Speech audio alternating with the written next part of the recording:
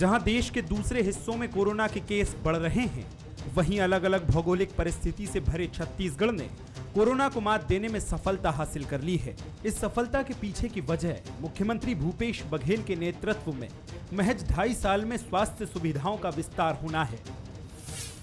अगर आंकड़ों पर नजर डालें तो मेडिकल स्टाफ की संख्या 2018 की तुलना में बढ़ोतरी दर्ज की गई है। विशेषज्ञ स्टाफ की संख्या 2018 में 1378 थी, जो 2021 में 3358 हो गई। मेडिकल स्टाफ, लैब टेक्नीशियन और ग्रामीण स्वास्थ्य संयोजकों की संख्या 2018 में 18,857 थी, जो 2021 में बढ़कर 21,627 हो चुकी है। स्टाफ के साथ ही अस्पतालों की सुविधाएं भी बेहतर हुई हैं। आईसीयू बिस्तर 2018 में 279 थे, जो 2021 में 729 हो गए हैं। एचडीयू बिस्तर की संख्या 2018 में 0 थी, जो अब 515 हो गई है। इधर ऑक्सीजन बेड की संख्या 2018 में 1242 थी, जो अब बढ़कर 7042 हो चुकी है। तो वहीं सामान्य बेड की संख्या 2018 में 15001 थी, जो अब बढ़कर 29,667 हो चुकी है। वहीं वेंटिलेटर्स की संख्या 204 थी, जो अब बढ़कर 723 हो चुकी है। वहीं ऑक्सीजन कंसंट्रेटर में भी बढ़ोतरी हुई है। कोविड संक्रमण के खिलाफ यह लड़ाई कठिन थी, लेकिन आप सब ने पूरी जिम्मेदारी से यह लड़ाई लड़ी। इस लड़ाई का कठिन समय अब गुजर चुका है और कोविड संक्रमण की स्थिति हमारे राज्य में अब काफ़ी नियंत्रण में है। कोरोना की किसी भी चुनौती से निपटने के लिए राज्य सरकार पूर्ण रूप से तैयार है। हमने इससे निपटने के लिए सभी आवश्यक संसाधन जुटा लिए हैं। कोविड संक्रमण को नियंत्रण में लाने में बहुत सारे लोगों का कठिन परिश्रम और दिन रात की मेहनत शामिल है।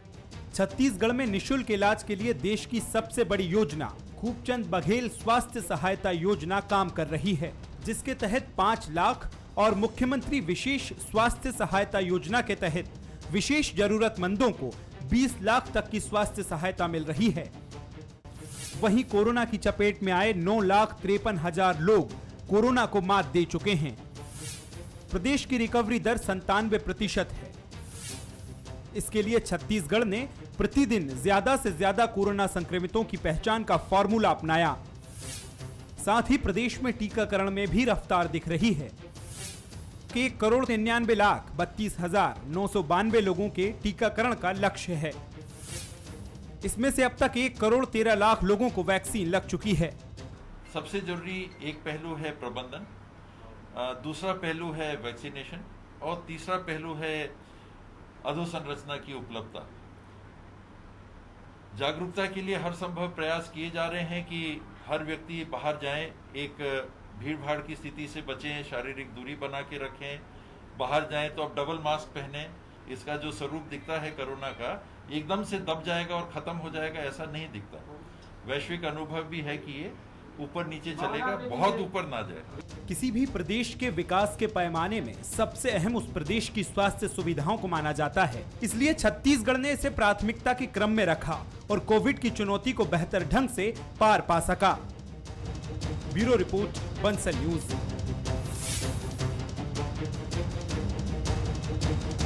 नमस्कार, स्वागत है आपका खास पेशकश में। मैं हूं अभिषेक शुक्ल।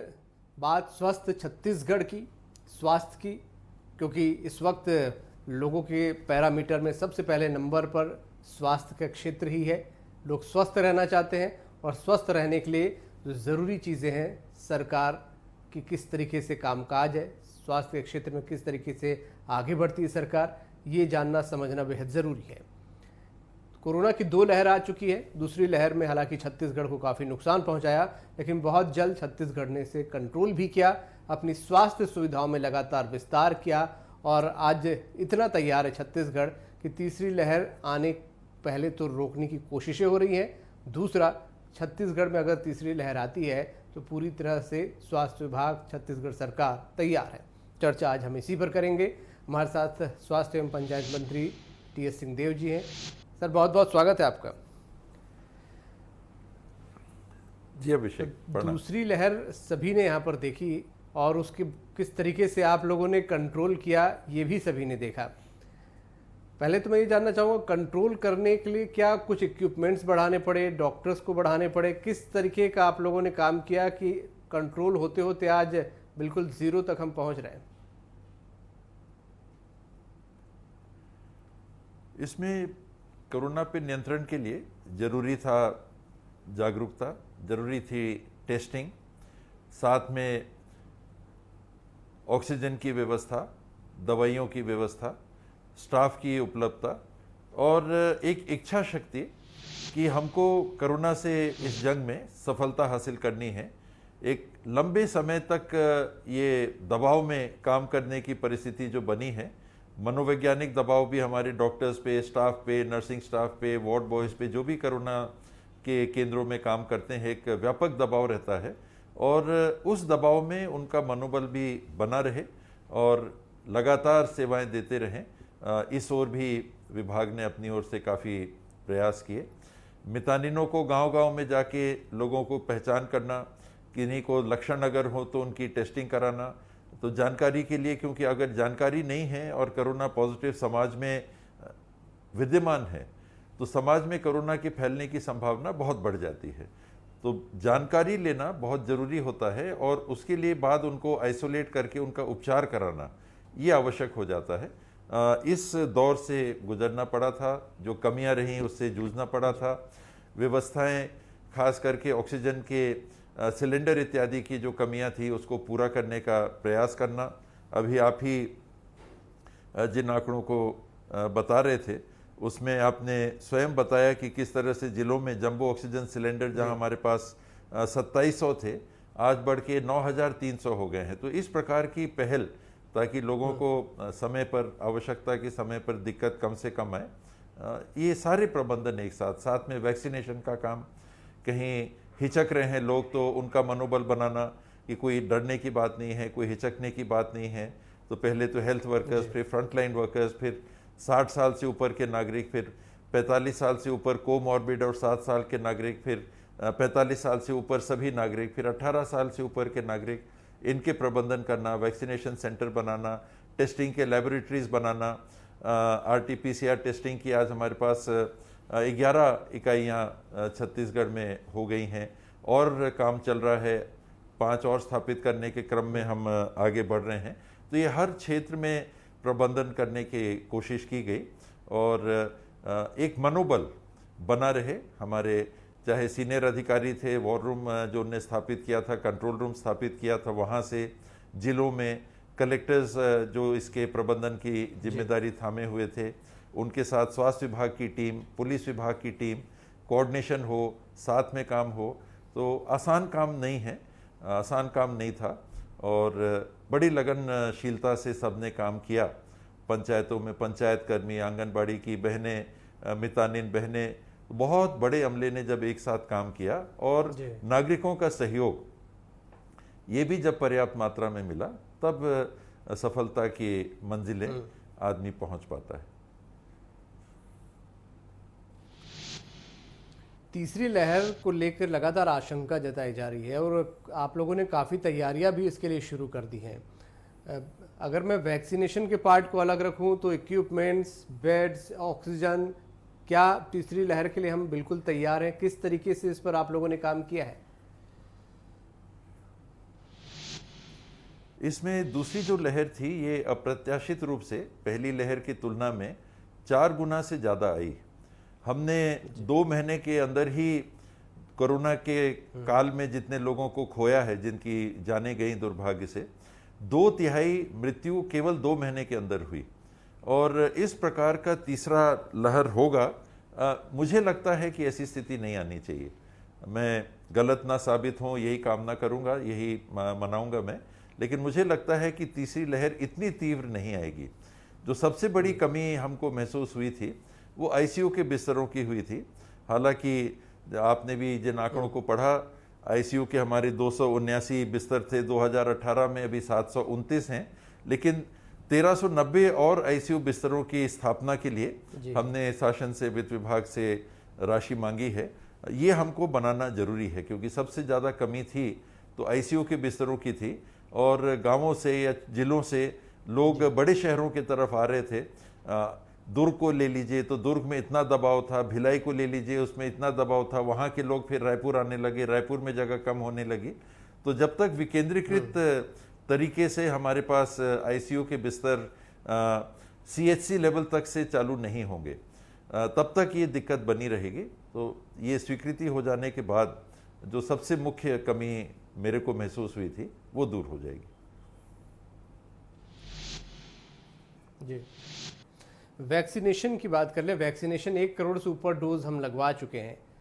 कितनी और संख्या आपको लगती है कि हो जाए तो एक सेफ पोजीशन पर हम पहुंच जाएंगे, और किस तरीके के प्रयास इसके लिए चल रहे हैं? अमूमन ये माना जाता है कि अगर 50% से ज़्यादा आबादी को दोनों डोज वैक्सीन के लग गए हैं तो हर्ड इम्यूनिटी की तरफ हम बढ़ जाते हैं, और 60% 70% लोग अगर संक्रमण के दौर से या तो गुजर चुके हैं या उनको ये वैक्सीन लग चुकी है तो संक्रमण की संभावना, उसके फैलने की संभावना टूट सकती है। लेकिन अन्य देशों का जो अनुभव अभी सामने आया है, इजराइल की बात सामने आई है उदाहरण के लिए, छोटा देश है, उनने कम समय में आधे से ज़्यादा आबादी को दोनों डोज वैक्सीन लगा दी, लेकिन वहाँ पर भी ये तीसरा दौर फिर से सामने देखने को मिल रहा है।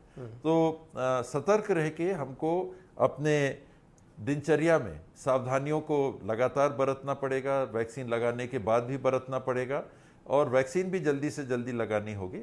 हमको करीब 4 करोड़ डोज छत्तीसगढ़ के लिए चाहिए। 4 करोड़ डोज में से 1 करोड़ 15 लाख डोज अभी तक लग पाई हैं, और शेष 2 करोड़ 85 लाख 3 करोड़ के आसपास डोज की और हमको आवश्यकता पड़ेगी। केंद्र की सरकार से अभी वो वैक्सीन उपलब्ध नहीं हो पा रही है, देश में उतनी वैक्सीन बन नहीं रही है। तो जल्दी से जल्दी जितनी वैक्सीन बनाने की व्यवस्था केंद्र सरकार देश में करा पाएगी, उतने जल्दी हम नागरिकों को वैक्सीनेट कर पाएंगे। बिल्कुल। और एक बड़ी समस्या आप लोगों को खासकर ग्रामीण इलाकों में, जैसा आपने जिक्र भी किया कि वैक्सीन को लेकर थोड़ा सा डर था लोगों में, और अब मैं देख रहा हूं कि कई गांव ऐसे हैं जो कि 100% यहां पर वैक्सीनेटेड भी हो गए हैं। ये इन बड़ी समस्या, चुनौती को किस तरीके से आप लोगों ने हैंडल किया? एक इसमें मेरा शुरू से मानना था कि हमको दबाव नहीं बनाना है, इसको किसी ऐसे बहुत बड़े कार्यक्रम के रूप में ले जाके, और अगर आप जबरदस्ती लगाने की कोशिश करेंगे तो लोगों में डर और झिझक और नहीं स्वीकार करने की प्रवृत्ति वो घर कर जाती है। तो कहीं भी अगर लोग नहीं लगाना चाह रहे थे तो हमने कहीं दबाव नहीं बनाया। जब तक उनको समझा के और उनको हम राजी नहीं कर पाए तब तक वैक्सीनेशन सेंटर तक नहीं ले गए। और जैसा होता है समाज में, देखा देखी कि दूसरे को हमने देखा, उनको कोई विपरीत प्रभाव नहीं पड़ रहा है। वरना कुछ लोगों ने ऐसा भ्रम समाज में फैला दिया था कि आप वैक्सीन लेंगे तो बच्चे नहीं होंगे, नपुंसक हो जाएंगे, वैक्सीन लेने के बाद मृत्यु हो जा रही है, इस प्रकार के भ्रम को फैलाया। लेकिन बिना दबाव बनाए और लगातार लोगों से संपर्क करके जो हिचक रहे थे उनको बता के कि देखिए मैंने भी लिया है, इनने भी लिया है, उनने भी लिया है, आपके अगल बगल जितने हेल्थ वर्कर काम कर रहे हैं सब ने लिया है, पूरे पुलिस वालों ने ले लिया, पंचायत कर्मी जो काम कर रहे हैं उन्होंने ले लिया, वहाँ तो कोई ऐसी स्थिति नहीं हुई। फिर वो विश्वास जागृत होता है। तो उनका साथ लेने का भरसक जो प्रयास स्वास्थ्य विभाग ने और छत्तीसगढ़ शासन ने किया, ये एक बड़ा कारण बना कि लोगों में कोई डर और उसके प्रति रिएक्शन कि हमको दबाया जा रहा है वैक्सीन लेने के लिए, वो स्थिति नहीं निर्मित हो पाई। और स्वेच्छा से अब लोग बड़ी संख्या में आ रहे हैं और वैक्सीन लगवा रहे हैं। एक बड़ी समस्या देखी थी कि खर्च बहुत हो रहा था, खासकर ग्रामीण इलाकों या शहर के लोगों को भी एक बड़ा खर्च हो रहा था, जिसे आप लोगों ने डॉक्टर खूबचंद बघेल योजना या मुख्यमंत्री स्वास्थ्य सहायता योजना के तहत कवर करने की कोशिश की। किस तरीके से ये योजनाएं काम कर रही हैं, आपके पास इसकी क्या रिपोर्ट है? डॉक्टर खूबचंद बघेल योजना के माध्यम से एक जिनके पास 1 किलो चावल का राशन कार्ड है, साल में उनके परिवार को 5 लाख तक के ये सीमा है कि 5 लाख तक का उपचार करा सकते हैं। और विशेष बीमारियों में, विशेष परिस्थिति में 1 रुपये किलो राशन कार्ड धारियों को 20 लाख तक उन बीमारियों के इलाज के लिए राशि छत्तीसगढ़ सरकार ने उपलब्ध कराई है। जो एपीएल के परिवार हैं, जो 10 रुपये किलो में चावल लेते हैं, उनको 50,000 रुपये तक डॉक्टर खूबचंद बघेल में, और माननीय मुख्यमंत्री जी की सहमति से 20 लाख तक का भी इलाज उनको उपलब्ध कराने का प्रावधान है। तो ये राशियां जो उनको उपलब्ध कराई गई, उसके माध्यम से बहुत सारी बीमारियों का इलाज जेब से और पैसे खर्चे न करके कराने का प्रयास किया गया। और निजी क्षेत्र की तुलना में सरकारी क्षेत्र में ज़्यादा लोग आएँ और वहाँ पर अपना उपचार कराएं, ये विश्वास भी जागृत करने का प्रयास हम लोगों ने किया।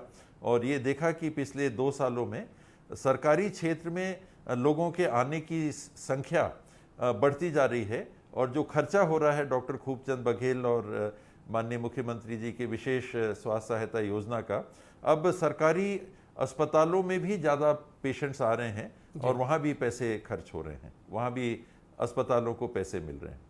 सरकारी अमले में बढ़ रहा है धीरे धीरे, और प्राइवेट अस्पतालों में धीरे धीरे कम हो रहा है। वहाँ बहुत खर्चा होता है प्राइवेट अस्पतालों में।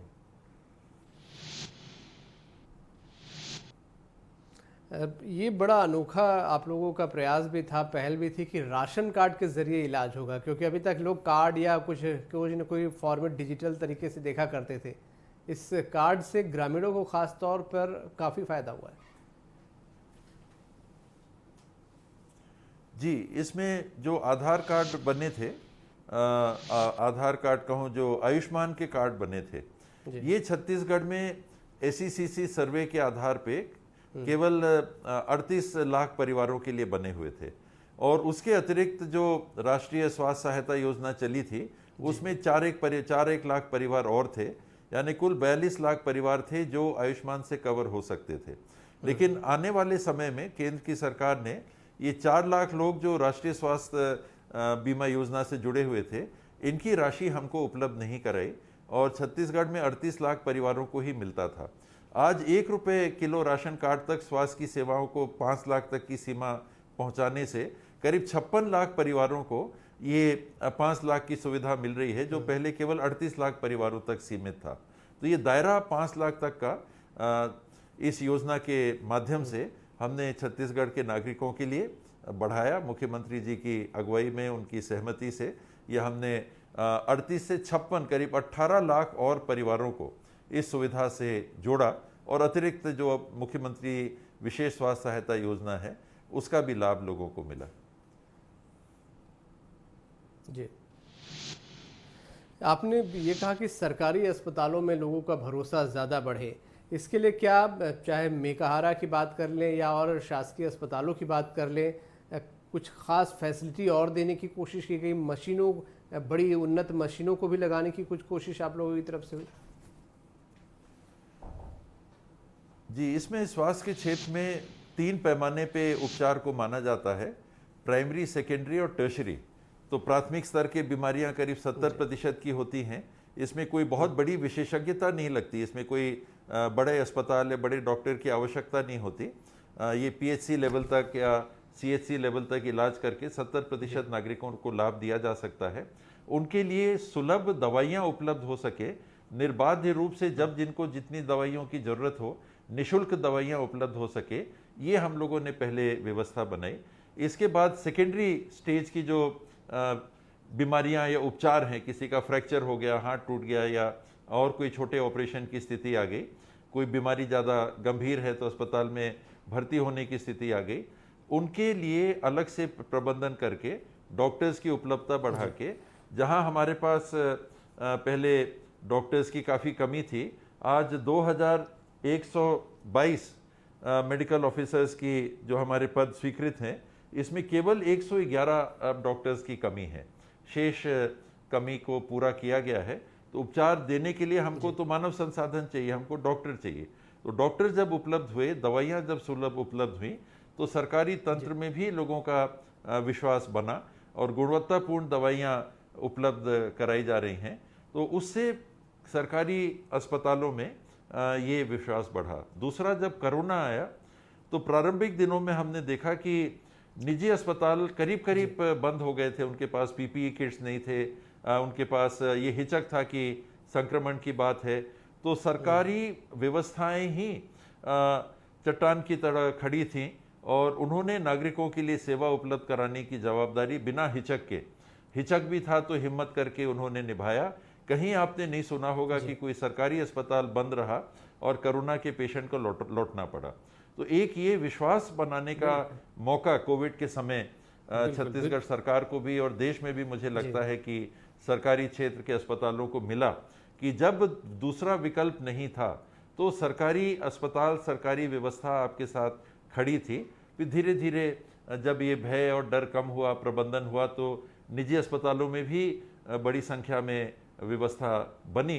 लेकिन मैक्सिमम उपचार जो कोरोना का हुआ ये सरकारी अस्पतालों में हुआ। तो वहां से एक संबंध भी बनना कि जरूरत के समय में कौन खड़ा था। सरकारी अस्पताल प्रबंधन में बेहतरी करना, मानव संसाधन में बेहतरी करना और नर्सिंग स्टाफ इत्यादि की संख्या बढ़ाना, टेक्नीशियन की संख्या बढ़ाना, टेस्टिंग कहाँ हो रही है तो सरकारी अमले में टेस्टिंग हो रही है, आरटीपीसीआर की जांच कहाँ से हो रही है तो सरकारी अमले में हो रही है। थोड़ा लेट होना, ये करना, ये जरूर हुआ, लेकिन खड़ा कौन दिखा? सरकारी व्यवस्था खड़ी हुई दिखी नागरिकों के साथ। तो एक और घनिष्ठता का संबंध, एक विश्वास का संबंध, एक भरोसे का संबंध बना है। और जो हमारी कमियां हैं उनको हमको मानना होगा कि ये अभी भी हमको सुधार करना है। साफ सफाई और बेहतर होनी चाहिए, भोजन की व्यवस्था और कमी है तो उसको दूर करना चाहिए। डॉक्टर्स का लेकर भी कुछ प्लानिंग है, उनका व्यवहार हमको कोरोना से काफी कुछ सिखाया है और आगे क्या किया जा सकता है। जी, इसमें एक तो देखें कि जैसे डायलिसिस की बात हो गई, बहुत दिक्कत आती थी डायलिसिस के लिए। निजी क्षेत्र में भी लगातार हफ्ते में 2 बार 3 बार, कुछ लोगों को ज़्यादा बार डायलिसिस की आवश्यकता पड़ती थी और खर्चे काफ़ी होते थे। एक ये कार्यक्रम के तहत, राष्ट्रीय कार्यक्रम के तहत 8 जिलों में हमने डायलिसिस की व्यवस्था चालू कर दी है और 12,000 से ज़्यादा लोग इसका लाभ ले चुके हैं। उनने एक से ज़्यादा डायलिसिस का लाभ लिया होगा तो वो संख्या कई गुना और हो जाएगी, लेकिन 12,000 लोग 8 जिले में अभी डायलिसिस का लाभ ले चुके हैं। इसको सब जगह करना, कीमोथेरेपी, इसकी व्यवस्था हर जिला अस्पताल में उपलब्ध कराना। नहीं तो रायपुर जाइए, बड़े शहर जाइए, वहाँ कीमोथेरेपी की व्यवस्था के लिए खर्चा करके लोगों को जाना होता था। तो ऐसी व्यवस्थाओं को बढ़ा के, अब टेस्टिंग है, ब्लड टेस्टिंग का है। अगला हमारा लक्ष्य यही है कि पूरे प्रदेश में निःशुल्क ब्लड की टेस्टिंग। मैं अभी दिल्ली गया था, मैंने अपना ब्लड टेस्ट कराया, 17,000 रुपए का बिल आया। 17,000 रुपए का। तो इतने खर्चे करके अगर आवश्यकता भी पड़े तो सामान्य नागरिक को कितना बोझा होगा एक ब्लड टेस्ट कराने के लिए। तो वो निःशुल्क ब्लड के टेस्ट हमारे पीएचसी में, सामुदायिक स्वास्थ्य केंद्र में, जिला अस्पतालों में निःशुल्क उपलब्ध हो। एक ये बड़ा अभियान हम लोग प्रारंभ करने वाले हैं और इसकी टेस्टिंग की भी व्यवस्था वहां पर उपलब्ध हो जाएगी। बड़ी अहम चीज है। मेडिकल कॉलेजेस की स्थापना। जी जी जी जी जी जी बिल्कुल स्वास्थ्य मंत्री जी, बहुत अनोखी पहल होगी और ये अच्छा उपाय है। अच्छे तरीके से, अच्छी सोच के साथ आप लोग आगे भी बढ़ रहे हैं। निश्चित रूप से स्वास्थ्य सुविधाओं में छत्तीसगढ़ नंबर 1 होगा, एक नया दौर देखेगा, इसमें अब किसी को कोई शक नहीं है। बहुत शुक्रिया टी.एस. सिंहदेव जी हमारे साथ जुड़ने के लिए, चर्चा करने के लिए, बहुत शुक्रिया आपका। धन्यवाद। तो स्वस्थ छत्तीसगढ़, ये स्वस्थ छत्तीसगढ़ तभी रहेगा जब स्वास्थ्य सुविधाओं में लगातार विस्तार होगा। ये स्वास्थ्य सुविधाएं लगातार बढ़ी हैं, इक्विपमेंट्स बढ़े हैं, मैन पावर बढ़ा है और नई सोच के साथ छत्तीसगढ़ सरकार आगे बढ़ रही है। और जो सोच है उसके मुताबिक बहुत जल्द ये स्वास्थ्य सुविधाएं अंतिम व्यक्ति तक पहुंचेंगी, कम खर्च में पहुंचेंगी, निःशुल्क पहुंचेंगी। ये अपने आप में अतुलनीय चीज़ होगी। खास पेशकश में इतने। नमस्कार।